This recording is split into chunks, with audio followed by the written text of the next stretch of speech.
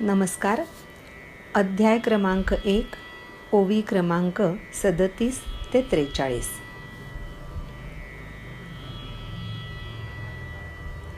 कलांना लाभले कौशल्य, पुण्याला चढले तेज. याचे करिता पठण,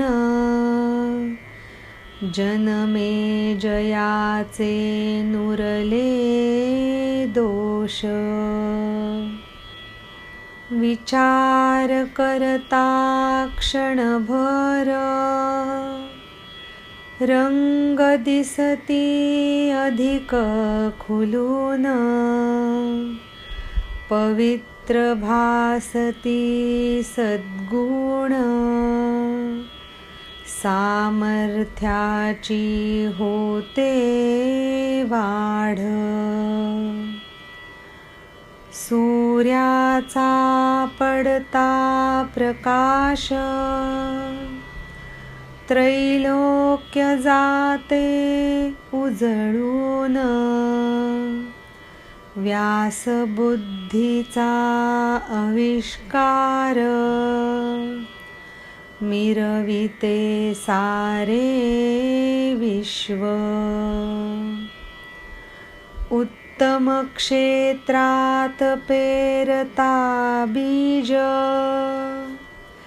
तयाचा उत्तम विस्तार. तद्वत चार पुरुषार्थ, फुलून येती भारतात. शहरात राहुनी मनुष्य, सहजीच होतसे चाणाक्ष. व्यासवाणीचे ऐसे तेज, सर्व होतसे उज्ज्वल. वयात येता स्त्रीचे शरीर, सौंदर्या येतसे बहर. वसंताचे होता आगमन, वृक्षवल्ली दिसती खुलून.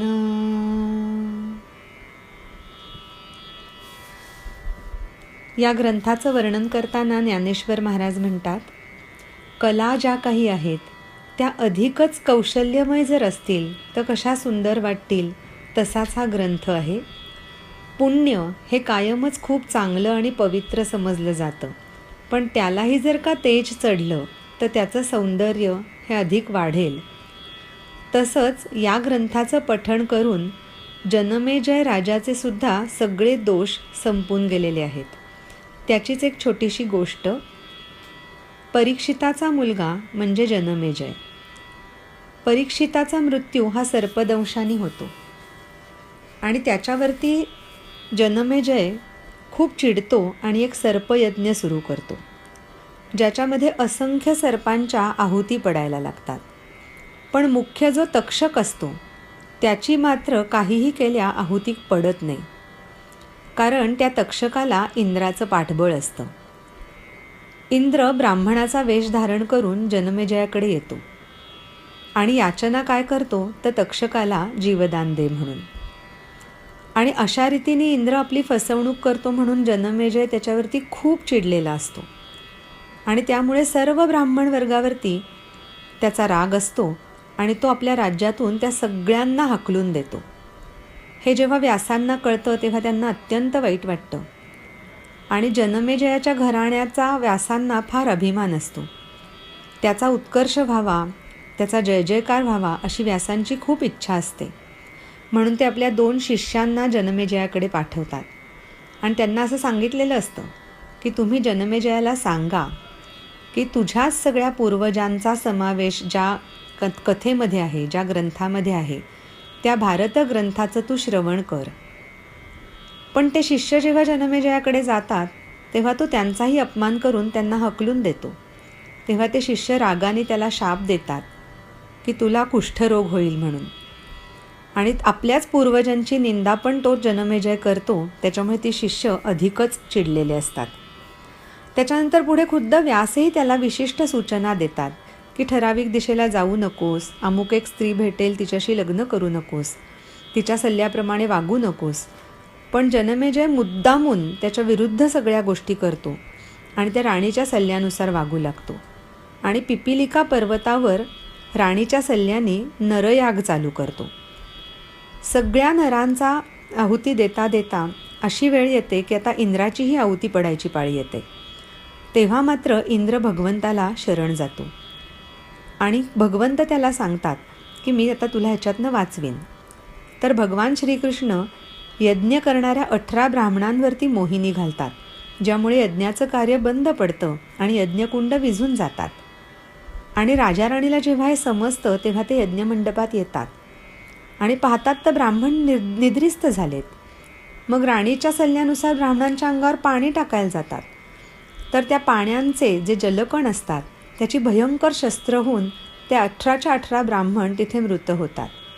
आणि हे सगळं झाल्यानंतर जनमेजय भयभीत होतो आणि त्याच वेळी तो सर्वव्यापी कुष्ठरोगाने व्यापला जातो. आणि आता मात्र तो व्यासांचा धावा करायला लागतो. आणि व्यास मग आता त्याला म्हणतात, आता दुःख करून काय उपयोग आहे, तू तुझ्या पूर्वजांची निंदा केलीस आणि भारताचं श्रवण केलं नाहीस, त्याच्यामुळे तुझ्यावरती ही आपत्ती किंवा संकट आलेलं आहे. तर आता एकच मार्ग आहे, तो म्हणजे तू भगवान श्रीकृष्णांना प्रसन्न करून घे. असं सांगितल्यानंतर जनमेजय भगवंताचं ध्यान करायला लागतो.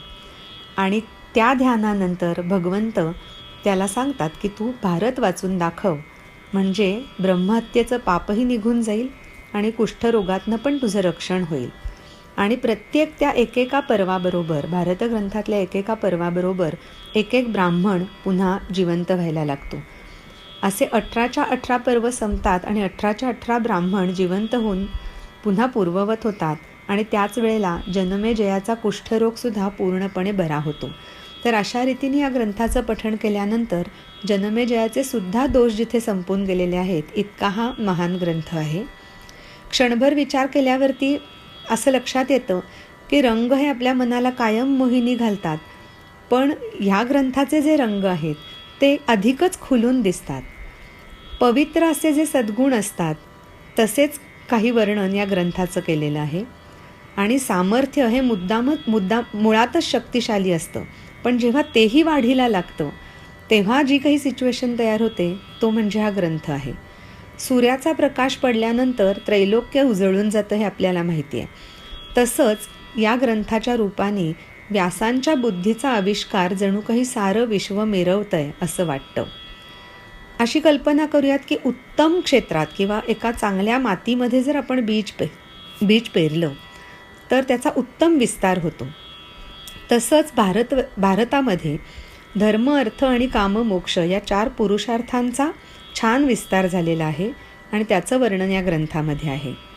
शहरात राहून जसं मनुष्य सहजच हुशार होतो, चुणचुणीत होतो, तसंच व्यासवाणीचं हे तेज असं आहे की त्या तेजाने सगळं काही सहजीच उज्ज्वल व्हायला लागलेलं आहे. जणू काही एखादी कुमारिका वयात जेव्हा येते तेव्हा तिचं शरीर हे अधिकच सौंदर्यवान होऊन जास्त बहरलेलं दिसायला लागतं. आणि वसंताचं आगमन होतं तेव्हा वृक्षवल्लीही अधिक खुलून दिसतात. इतकं ह्या ग्रंथाचं सुंदर वर्णन ह्या ओवी क्रमांक 37 ते 43 केलेलं आहे. ज्ञानेश्वर महाराज की जय. नमस्कार. अध्याय क्रमांक 1, ओवी क्रमांक 44 ते 50. तैसेची सोन्याची लगड, घेत नाही मनाचा वेध, घडविता त्याचे अलंकार, वाटती ते मोहक अतीव. इतिहासातील या कथांनी जाणली काही महती, व्यासवाणीची येईल झळाळी, म्हणून आल्या आश्रयासी. लाभावे महात्म्य जगतात, घेवोनी म्हणूनी कमीपण, पुराणे प्रवेशिली भारतात, घेऊन आख्यान रूप. महाभारतात जे नाही, कोठेच नाही ते या जगती, म्हणूनच म्हणती व्यासमुनींनी, त्रैलोक्य उष्टाविले म्हणूनी. ऐशा सुरस कथेचे कथन, करती ऋषी वैशंपायन, ब्रह्मज्ञानाचा येथे उगम, श्रवण करी नृपजनमे जय. अति पवित्र उत्तम, अद्वितीय निरूपम, ऐकायसे महाभारत, श्रेष्ठ आणि सुमंगल. अर्जुनाशी साधुनी संवाद, श्रीकृष्णाने केला उपदेश, गीतेचे स्थान भारतात, जणू कमळातील पराग. या ग्रंथाचं वर्णन करताना ज्ञानेश्वर महाराज असं म्हणतायत की सोन्याची जर एखादी लगड आपण बघितली तर फार ती आपल्याला मोहक वाटत नाही किंवा मनाचा ती एकदम वेध घेत नाही, पण जर का त्याचे आपण अलंकार घडवून घेतले तर ते त्याच्याहून जास्ती मोहक दिसतात. तसंच इतिहासात ज्या कथा आपल्या सांगितलेल्या आहेत त्यांना हे कुठेतरी जाणवलंय का की व्यासांच्या वाणीतून जर का आपलं कथन झालं तर आपल्याला एक वेगळीच झळाळी येईल, आणि म्हणूनच जणू काही त्या सगळ्या कथा व्यासांच्या वाणीच्या आश्रयाला आलेल्या आहेत. किंवा असं असेल का, त्यांना असं वाटलं असेल का की जगामध्ये आपल्याला खूप महात्म्य प्राप्त व्हावं म्हणून ही आपली जी सगळी पुराणं आहेत त्यांनी स्वतःला कमीपणा घेतलाय आणि त्यांनी त्या महाभारतामध्ये आख्यान रूपाने प्रवेश केलेला आहे. असं म्हणतात की महाभारतात जे नाही ते जगामध्ये कुठेही नाही, आणि म्हणूनच महाभारताचे लेखन ज्या व्यासमुनींनी केलं आहे त्यांनी संपूर्ण त्रैलोक्य उष्टावलंय असं म्हटलं जातं. तर अशा या सुरस कथेचं जे कथन आहे, महाभारतातल्या सुरस कथांचं जे कथन आहे ते वैशंपायन ऋषी करतायत की जिथून ब्रह्मज्ञानाचा उगम होतोय आणि जनमेजय राजा त्याचं श्रवण करतोय. तर असा हा उत्तम ग्रंथ जो अत्यंत पवित्र आहे, अद्वितीय आहे, म्हणजे ह्याच्यासारखा दुसरा ग्रंथ नाही, त्याला कुठलीही उपमा देता येणार नाही, असा हा महाभारत ग्रंथ श्रेष्ठ आहे आणि मंगल आहे. तो आपण ऐका. अर्जुनाशी संवाद साधताना श्रीकृष्णाने जो उपदेश केलेला आहे त्याला आपण गीता असं म्हणतो. त्याचं स्थान महाभारतामधलं इतकं सुंदर वर्णन केलेलं आहे की महाभारत म्हणजे जणू कमळ, आणि त्यातील गीतेचं जे स्थान आहे ते जणू म्हणजे त्या कमळातले परागच आहेत असं वर्णन आत्ता इथे ज्ञानेश्वर महाराज करतात. म्हणजे अत्यंत मोहक आणि उत्पादनाची क्षमता, म्हणजे पुढे काहीतरी सृजन किंवा घडवण्याची क्षमता असणारे जे परागकण, इतके त्याचं महत्त्व इतकं असतं प्रत्येक फुलामध्ये. तर जणू काही संपूर्ण महाभारतातले पराक्कण म्हणजे जणू काही ही संपूर्ण भगवद्गीता होय, असं ज्ञानेश्वर महाराज इथे वर्णन करतायत. अध्याय क्रमांक 1, ओवी क्रमांक 44 ते 50. ज्ञानेश्वर महाराज की जय. नमस्कार. अध्याय क्रमांक 1, ओवी क्रमांक 51 ते 61. व्यासमुनींच्या तरल बुद्धीने वेदरूपी समुद्राचे मंथन करुनी निगुतीने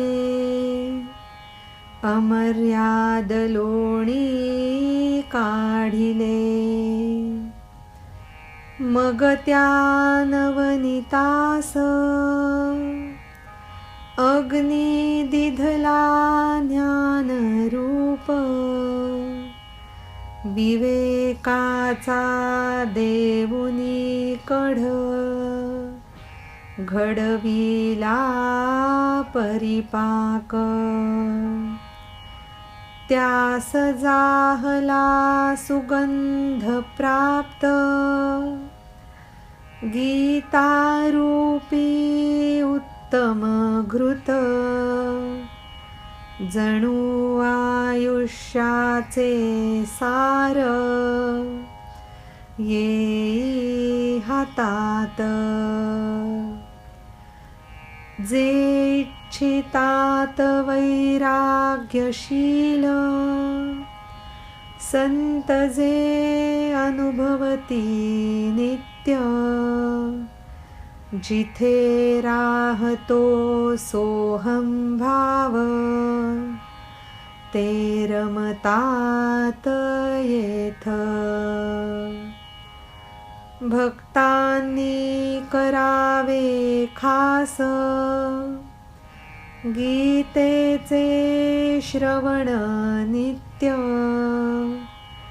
तिन्ही लोकात जी खचित नमस्कारास प्राप्त. भीष्म पर्वी ज्याचे वर्णन प्रसंगानुरोधे केले सुरस. प्रशंसा करती ब्रह्मेश सनकादिक करती आदर. ग्रंथांचे करावे ऐसे सेवन भृंगनेती जसे पराग कण. मात्र तेव्हा कमलदल तेही असे अनभिज्ञ. चंद्रोदयाचे वेळी चंद्रविकासी कमलिनी प्रफुल्ल होऊन जागेवरुनी चंद्रप्रकाश मिठीत घेई. प्रेम सौख्याची ही प्रचिती तीच जाणे मिळवावी कैसी. शांत गंभीर चित्तानी रहस्ये जाणावी गीतेची. इथे ज्ञानेश्वर महाराज पुढे असं सांगतायत की व्यासमुनींच्या तरल बुद्धीने जणू काही वेदरूपी समुद्राचं मंथन केलंय आणि अत्यंत काळजीपूर्वक प्रेमाने आपुलकीने त्याच्यातून अमर्याद असं लोणी काढलंय. आणि मग त्या लोण्याला त्यांनी ज्ञानरूपाचा अग्नी दिलाय आणि विवेकाच्या त्या कढामुळे त्याचा जो काही परिपाक झालाय त्याला एक उत्तम सुगंध प्राप्त झालाय. तर असं हे गीतारूपी उत्तम घृत जे आहे ते जणू काही आपल्या सगळ्यांच्या आयुष्याचं सार आहे की जे आपल्या घृताच्या रूपाने आपल्या हातामध्ये आलेलं आहे. वैराग्यशील लोक जे असतात ते ज्याची इच्छा करतात, किंवा संत जे नित्य अनुभवतात, किंवा सोहमभाव म्हणजे मीच सर्व ब्रह्म आहे हा जो भाव आहे हा जिथे राहतो तिथे जे रमतात त्यांच्यासाठी हे गीतारूपी घृत आहे. आणि भक्तांनी याचं खास श्रवण करावं, कारण तिन्ही लोकांमध्ये नमस्काराला प्राप्त असा हा ग्रंथ आहे. भीष्म पर्वात ज्याचं वर्णन आलेलं आहे आणि वेगवेगळ्या प्रसंगांच्या अनुरोधाने ते वर्णन अत्यंत सुरस आणि अतीव मोहक केलेलं आहे, ज्याची प्रशंसा खुद्द ब्रह्मदेव सुद्धा करतो आणि संत लोकांना त्याच्याबद्दल विशेष आदर वाटतो. आता ग्रंथांचं सेवन कसं बरं करावं, म्हणजे कुठल्याही ग्रंथातनं ज्ञानग्रहण करण्याची क्रिया कशी असावी, तर त्याला इतकी सुंदर उपमा ज्ञानेश्वर महाराज देतात. म्हणजे जसं एखाद्या उमललेल्या कमळामधून भृंग किंवा भुंगे त्यातले जसे परागकण अलगद उचलून नेतात की त्याचा पत्ता त्या स्वतःच्या कमळाच्या पाकळ्यांना सुद्धा लागत नाही, इतक्या उत्तम रीतीने एखाद्या ग्रंथाचं ग्रहण करता आलं पाहिजे. उदाहरणार्थ अजून एक छान उदाहरण त्यांनी दिलंय की चंद्रविकासी कमळ जे असतं ते अत्यंत प्रफुल्लित असतं आणि ते त्याच्या जागेवरूनच जणू काही तो चंद्रप्रकाश स्वतःच्या मिठीत घेत असतो. आणि हे जे त्याला सुख किंवा प्रेम मिळत असतं, जो अनुभवास येत असतं, तर त्याचं त्यालाच माहिती की तो ते कसं मिळवत असतो. तशाच पद्धतीने हे ग्रंथांचं सेवन आपण करावं आणि शांत आणि गंभीर चित्त ठेवून ह्या गीतेमधली सगळी रहस्य आपण जाणून घ्यावीत. अध्याय क्रमांक 1, ओवी क्रमांक 51 ते 61. ज्ञानेश्वर महाराज की जय.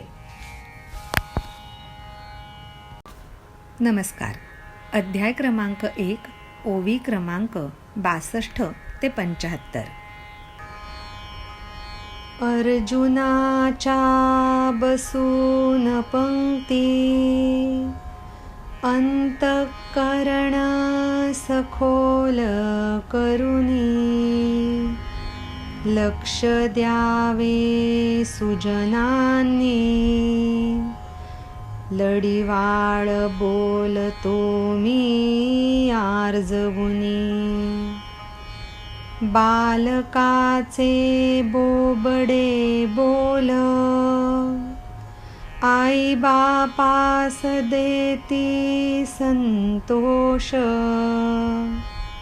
तद्वत केला आपण सज्जन हो माझा अंगीकार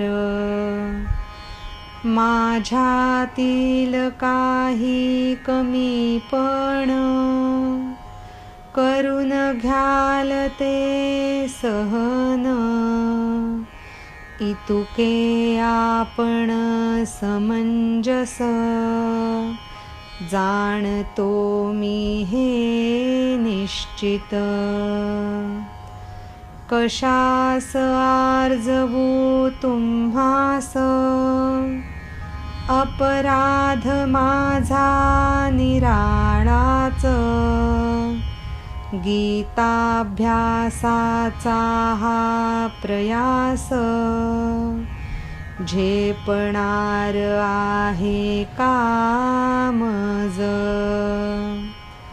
केलानयाचा विचार अंगीकारले हे साहस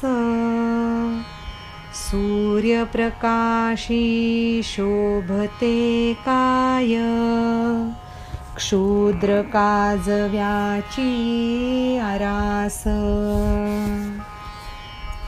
टिटवीने घ्यावे चोचित समुद्र जल उचलून आणि म्हणावे हा सायास आटविण्यास सागर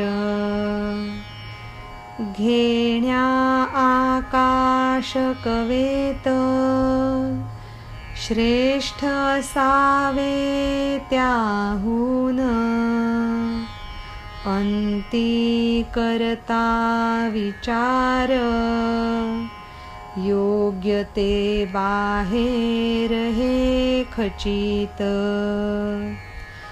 गीतार्थाची महती अगाध, शिवास करीती विचाराधीन.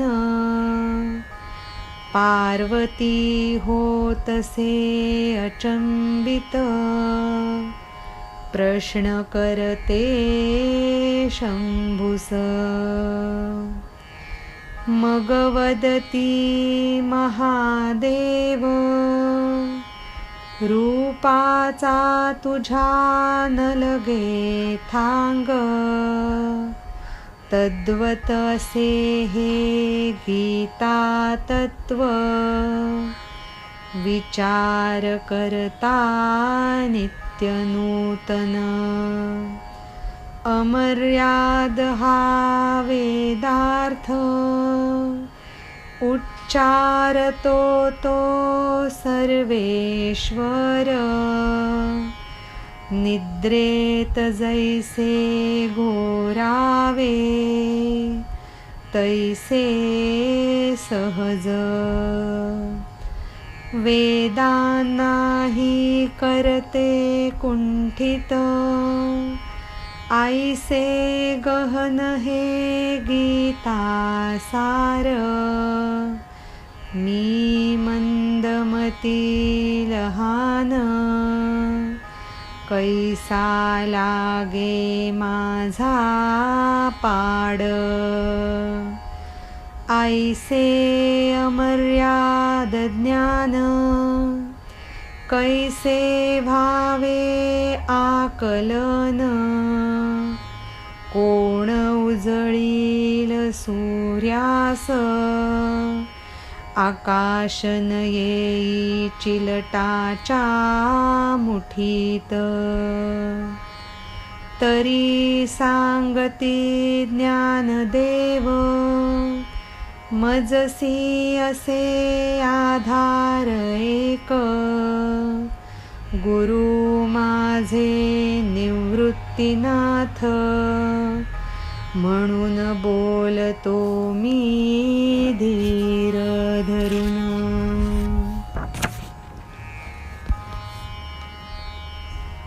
ज्ञानेश्वर महाराज असं सांगतायत की अर्जुनाच्या पंक्तीला बसून जणू काही आपण सर्व सुजनांनी इकडे लक्ष द्यावं आणि ते सुद्धा आपलं अंतःकरण खूप सखोल करावं. कारण हे सगळं ज्ञान आणि ह्या सगळ्या वर्णनाला आत्मसात करण्यासाठी अंतःकरण सखोल असणं खूप खूप गरजेचं आहे. आणि मी अत्यंत लढिवाळपणे आणि आर्जवून तुम्हाला ही विनंती करतोय. मला माहिती आहे की बालकाचे बोबडे बोल असतात ते आईबापाला खूप आनंद देतात. खरं तर बोल काय ते बोबडे असतात, पण आईवडिलांना कोण कौतुक असतं त्याचं. आणि तसाच आपण सर्वांनी सज्जन हो माझा अंगीकार केला आहे हे मी पूर्णपणे जाणतो. आणि माझ्यातही काही कमीपण असेल, उणिवा असतील तर त्या तुम्ही नक्की सहन करून घ्याल. आणि इतके समंजस आपण आहात अशी मला खात्री आहे. तर मी तुम्हाला कशाला आर्जवू? माझा अपराध तर मला काहीसा वेगळाच वाटतो. खरं तर गीताभ्यासाचा हा जो माझा प्रयास आहे किंवा प्रयत्न आहे तो झेपणार आहे का मला, हे माझं मलाच कळत नाही आहे. आणि ह्याचा विचारसुद्धा मी केला नाही आहे आणि हे साहस एकदम मी करायला सुरुवात केली आहे. जणू काही सूर्यप्रकाशामध्ये काजव्यांची आरास कधी शोभेल का असंच मला आता वाटायला लागलं आहे. जसं काही एखाद्या छोट्याशा टिटवीने समुद्राच्या पाण्यात चोच बुडवावी आणि ते पाणी उचलून घ्यायचा प्रयत्न करावा आणि जणू काही म्हणावं की माझा हा प्रयत्न हा समुद्र आटवण्यासाठी आहे, तसाच हा माझा प्रयत्न मला वाटायला लागला आहे. खरं तर आकाश कवेत जर घ्यायचं असेल ना तर आकाशाहूनही मोठं असावं लागतं असं मला वाटतं. पण शेवटी असा विचार वाटतो की हे माझ्या बहुतेक योग्यतेबाहेरचंच आहे की काय. तर गीतार्थाची ह्या महती इतकी अगाध आहे की जी स्वतः शिवशंभूला सुद्धा विचार करायला लावते आणि ज्याच्यामुळे पार्वतीला सुद्धा असंख्य प्रश्न पडतात आणि ती शंभूला विचारते की काय आहे हा गीतार्थ, काय आहे ही गीता.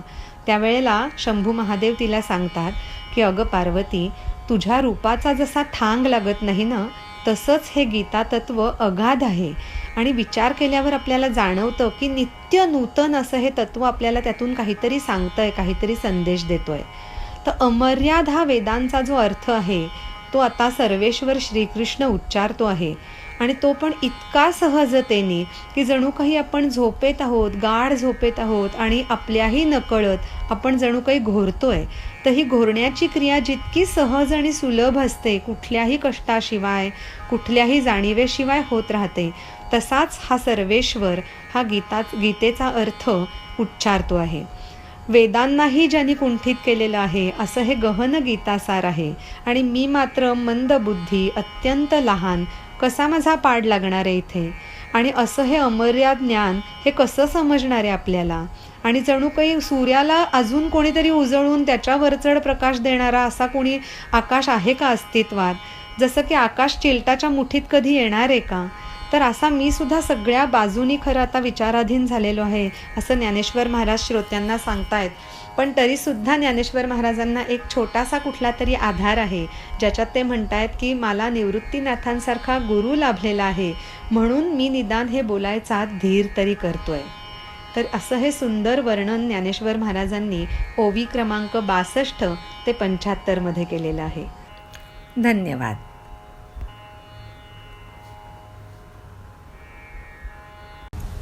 नमस्कार. अध्याय क्रमांक 1, ओवी क्रमांक 76 ते 83. एरवी मी अतीव मूर्ख, कधी करीतो अविचार, परंतु संत कृपेचा दीपक उजळतो माझ्या समोर. परिसाचा होता स्पर्श, लोहाचे होतसे सुवर्ण, अमृत देते जीवन मृतासही. सरस्वती होता प्रकट, मुक्यास मिळेल वाग्बळ, ऐसे वस्तु सामर्थ्य त्यात काही ना आश्चर्य. कामधेनू ज्याची माय, तयास काय नाही मिळत, म्हणून लिहिण्या हा ग्रंथ झालो मी प्रवृत्त. पूर्ण करावे जे उणे असेल, जास्त काही ते द्यावे सोडून. विनवितो मी तुम्हास हात जोडून. आता द्यावे पुरते ध्यान, तुम्ही म्हणता म्हणून. करतो मी हे व्याख्यान, गीतेचे सार. मी एक केवळ निरोप्या, कृपावंत साधू संतांचा. लाकडी कळसूत्री बाहुला, सूत्रधाराच्या हातातला. जैसे नाचवेल सूत्रधार, जाईन तसेच बोलत. गुरुनिवृत्ती बोले अडवून, बोले करावा आरंभ. ज्ञानेश्वर महाराज स्वतःकडे अत्यंत कमीपणा घेऊन म्हणतात, तसं पाहायला गेलं तर खरं तर मी अत्यंत मूर्ख असा माणूस आहे. कधीतरी अविचार पण करतो, म्हणजे कधीतरी खूप अविचाराने वागतो मी. पण संत कृपेचा दीपक माझ्यासमोर उजळतो आहे आणि म्हणूनच मला आज अशी बुद्धी होती आहे की मी हे सगळं वर्णन आपल्यासमोर करावं. परिसाचा स्पर्श झाल्यानंतर लोखंडाचं सोनं नाही का होत, किंवा अमृताने मृत व्यक्तीलासुद्धा जीवन मिळतं. सरस्वतीच जर प्रकट झाली तर जो मुका आहे तो सुद्धा कधीतरी बोलायला लागेल. आणि असं जे वस्तू सामर्थ्य आहे त्याच्यात कुठलंच आश्चर्य नाही आहे. एखाद्याची जर का आईच कामधेनू असेल तर त्या व्यक्तीच्या सगळ्याच इच्छा नाही का पूर्ण होणार. आणि म्हणूनच बहुतेक हा ग्रंथ लिहायला मी प्रवृत्त झालो असेल. आता ह्याच्यातच समजा काही जर उणं असेल तर आपण ते पूर्ण करून घ्याल. जर थोडंफार काही अधिक मी बोललो तर ते सोडून द्याल. तुम्हाला मी हीच विनवणी करतो. आणि आता खूप लक्ष द्या. आणि तुम्ही म्हणताय म्हणून हे गीतेचं सार व्याख्यान रूपाने मी सांगायला सुरुवात करतो. खरं तर मी केवळ एक निरोप्या आहे, इकडचा निरोप तिकडे देणारा. जणू काही कृपावंत साधू संत जे आहेत त्यांचाच मी हातातला कळसूत्री बाहुला आहे. जसं सूत्रधाराच्या हातामध्ये कठपुतली नाच करत असते तसंच. जसं सूत्रधार नाचवतो तशीच ती कठपुतली तर नाचत असते. जसं ते मला बोलावतील तसंच मी तुमच्यासमोर बोलत जाईन.